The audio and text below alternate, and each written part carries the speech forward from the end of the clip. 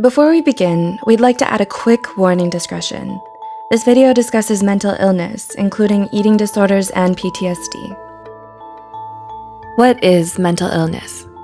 According to National Alliance on Mental Illness, it's defined as a condition that affects a person's thinking, feeling, or mood for a sustained period of time that negatively impacts them. You might be wondering, is depression a mental illness? What about anxiety? Yes, they are. In fact, they're the most common types of mental illnesses.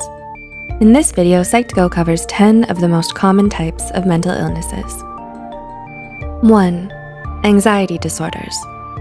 We know 18.1% doesn't sound like a lot, but that's the number of adults in the US who suffer from anxiety disorders. 40 million people suffer from symptoms of an anxiety disorder every year. Of those 40 million people, it's estimated that only 36.9% of them will get help. Anxiety disorders rarely appear alone, with depression being a common co-diagnosis. Anxiety disorders come in a few varieties: generalized anxiety disorder, GAD, panic disorder, social anxiety disorder, SAD, and obsessive compulsive disorder, OCD. So, what do all these anxiety disorders have in common? They're all characterized by nearly uncontrollable worry that messes with several aspects of daily life, such as sleep, relationships, school, and work. The good news is there are several treatment options available, which include different types of therapy and medication. 2. Personality disorders. What does it mean when someone's personality is disordered? Personality disorders refer to behavioral, emotional, and thought patterns that deviate greatly from the expectations of an individual's culture. The National Institute of Mental Health suggests that 9.1% of the population has the traits of a personality disorder. So what does this look like in real life? Could anyone who's a little different be diagnosed with a personality disorder? Well, according to the diagnostic criteria in the DSM-V, these differences must be causing the individual significant amounts of distress in the way they see themselves, others, and situations, inappropriate or exaggerated emotional responses, impulse control, and how well the individual relates to and functions around others. Personality disorders can't be cured, but thankfully they can be treated. This treatment consists of combinations of medications for the underlying mental health issues, as well as talk therapy.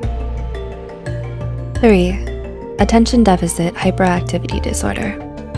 If we say ADHD, what comes to mind? The stereotype of a person diagnosed with ADHD is usually a small child who's bouncing off the walls or can't finish a task. However, between 7.8 and 11% of children aged 4 to 17 are diagnosed with ADHD any given year. ADHD affects people of all ages and includes multiple symptoms, such as inability to concentrate, forgetfulness, inability to sit still, restlessness, and losing things. An individual's symptoms vary depending on their age, gender, and type of ADHD. Did you know there's actually 3 recognized types of ADHD? They're ADHD, combined type ADHD, impulsive hyperactive type, and ADHD inattentive and distractible type. Most people think meds are the only way to control ADHD, but many people diagnosed with the disorder find relief by using a combination of medications, life coaching, education, and talk therapy. 4. Post-traumatic stress disorder.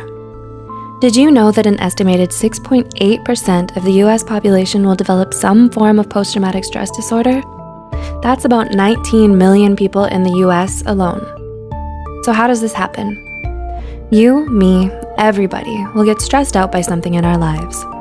Some people will come across something so stressful that it affects them permanently. For many of them, this stress becomes trauma.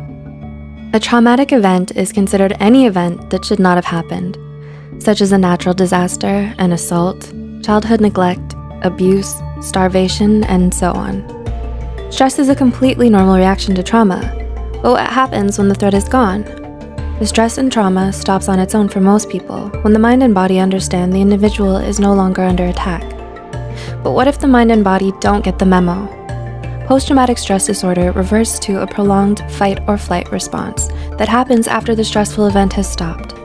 Complex post-traumatic stress disorder, CPTSD, refers to the PTSD that occurs due to a series of continued traumatic events, such as childhood abuse. Think of PTSD and CPTSD as the echoes of the stress response. These echoes can happen in the form of emotional flashbacks, nightmares, extreme anxiety or panic, difficulties connecting to others, and an overwhelming sense of fear. So how does someone get help for something so overwhelming? People suffering from PTSD or CPTSD can find relief through trauma therapies, such as eye movement desensitization reprocessing, EMDR, or traditional talk therapies, such as cognitive behavioral therapy, CBT, or dialectical behavior therapy, DBT. 5. Depression. An estimated 6.7% of the US population over the age of 18, 15.7 million people live with depression. Although the occasional low mood is a normal response to negative situations, depression entails low moods that are severe and last longer than 6 weeks. Depression manifests differently in women than men. Women tend to experience depression as feelings of sadness, worthlessness, and shame or guilt. Men tend to mistake the symptoms of depression as fatigue and being easily irritated. Common treatments for depression include cognitive behavioral therapy, CBT, interpersonal therapy, IPT, psychodynamic therapy, psychoeducation groups, antidepressants, and various brain stimulation therapies. 6. Bipolar disorder. An estimated 2.8% of the US population that sought mental health treatment was diagnosed with some form of bipolar disorder in 2018. This number may be low, as many individuals who suffer from any mental health disorder do not seek treatment. Bipolar disorder means a lot more than just really bad mood swings for a couple of reasons. First, people diagnosed with bipolar disorder cannot completely control these mood swings. And second, these mood swings range from manic, feeling super happy or invincible, doing crazy spontaneous things, grandiosity, and having racing or unrealistic thoughts, to extreme bouts of depression and maybe a little hypomania in between. Living with bipolar disorder isn't easy, but people struggling with the disorder can find a variety of medications and traditional counseling treatments to help them find more balance. 7. Eating disorders. Did you know there are almost as many people living with eating disorders as there are with bipolar disorder? It's true. Approximately 2.7% of individuals who sought treatment were diagnosed with an eating disorder in 2018. The most common question people ask about eating disorders is, what's the difference between not being happy with your body and having an eating disorder? Well, in addition to this total focus on their physical flaws, eating disorders are defined by dysmorphia and the binge, purge, restrict cycle of behavior. This cycle comes from the person's feelings of extreme distress and disgust about their body. This disgust drives the individual who has the disorder to become super focused on their body weight and shape. Leave a comment below if you want to know more about the binge, purge, restrict cycle. The eating disorders everyone knows about are anorexia nervosa and bulimia, but most people have never heard of eating disorders not otherwise specified, EDNOS, or avoidant restrictive food intake disorder, ARFID. Leave a comment below if you want to hear more about the lesser-known eating disorders. Everyone needs food, so how is someone who has such a terrible relationship with eating and body image supposed to get better? Recovery from an eating disorder is totally possible, with a combination of talk therapy, residential treatment, and medications to treat the symptoms of any underlying mental health conditions. 8. Obsessive-compulsive disorder. If obsessive-compulsive disorder, OCD, is a type of anxiety disorder, why did it make the number 8 spot? Simple. Professionals say 2.3% of individuals will qualify for a diagnosis of OCD during the course of their lifetime. What's the first thing you think of when you think of someone who suffers from obsessive-compulsive disorder? Did you imagine someone who can't stand the thought of germs? Maybe a person who turns the doorknob 27 times before they can leave the house. The common stereotype of an individual diagnosed with obsessive-compulsive disorder, OCD, is of someone obsessed with cleaning or counting to a comical degree. But that's not the whole picture. The reality of OCD includes a great deal of anxiety, rigid thinking, and feeling isolated from others. Individuals diagnosed with OCD suffer from reoccurring thoughts that they cannot control, which are referred to as obsessions. These obsessions can be things like cleaning or counting, but also include checking and double-checking, feeling as though one will be punished for being a sinner, organizing and arranging, and hoarding. Having obsessions is different from being detail-oriented, or a little type A, because individuals who suffer from obsessions experience crippling anxiety due to these thoughts they're unable to control.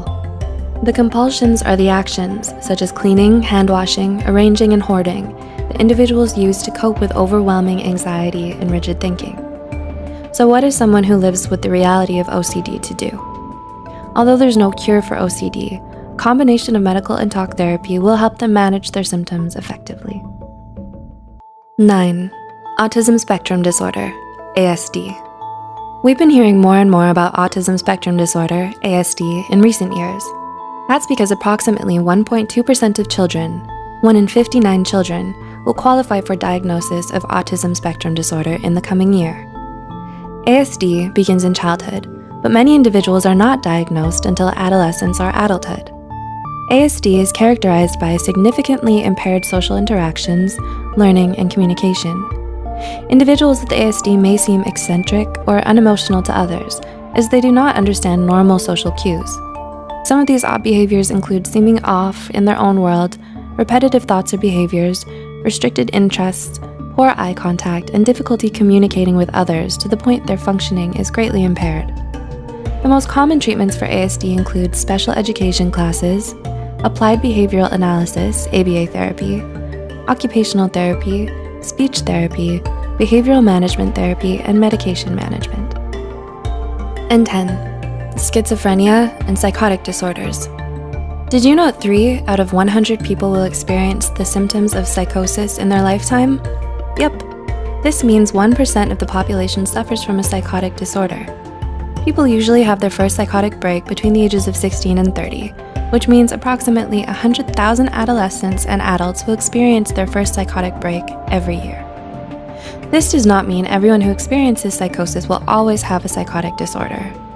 Medical and environmental or situational factors such as extreme stress, certain prescriptions, and illicit drugs can induce temporary psychosis. For individuals with a psychotic disorder, however, the symptoms last longer than 6 months. So, what is psychosis anyway? Someone suffering from psychosis has breaks or disruptions in their reality, which manifest in behaviors such as religious delusions, audio, visual, or tactile hallucinations, feelings of paranoia or persecution, and disordered or jumbled thoughts and speech. Schizophrenia is the most common psychotic disorder, but the DSM-V recognizes a few others. Would you like to know more about the other psychotic disorders? Then tell us in the comments below. Having a psychotic disorder can feel like torture, but it doesn't have to. Many people who are diagnosed with some type of psychosis are successfully treated with a combination of specialized medications, therapy, and case management.